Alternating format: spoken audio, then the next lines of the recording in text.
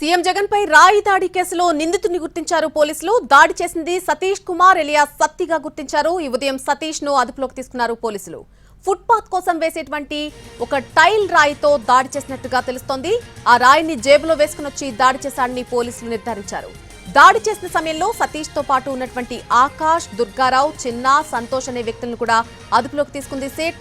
నిందితుడు ఘటన జరిగినటువంటి అజిత్ సింగ్ నగర్ వడ్డెర కాలనీకి చెందిన యువకుడిగా చెబుతున్నారు పోలీసులు.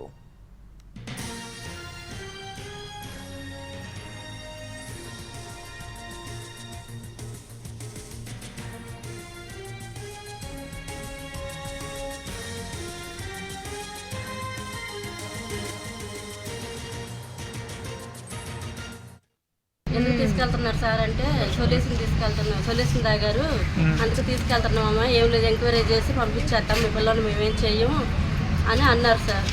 అంటే సర్లేనేసి ఇంక తీసుకెళ్ళిపోయారు. వస్తుంటే ఆధార్ కార్డు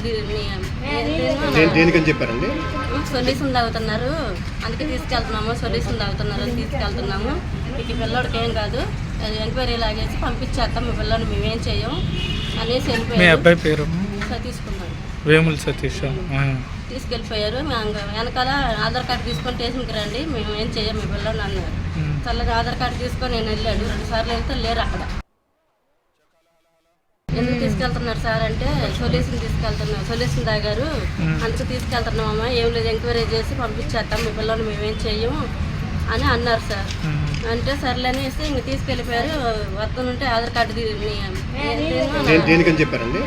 సొల్యూషన్ తాగుతున్నారు అందుకే తీసుకెళ్తున్నాము, సొల్యూషన్ తాగుతున్నారు అని తీసుకెళ్తున్నాము, మీకు పిల్లడికి ఏం కాదు, ఎంక్వైరీ లాగేసి పంపించేస్తాం, మీ పిల్లలు మేమేం చెయ్యం.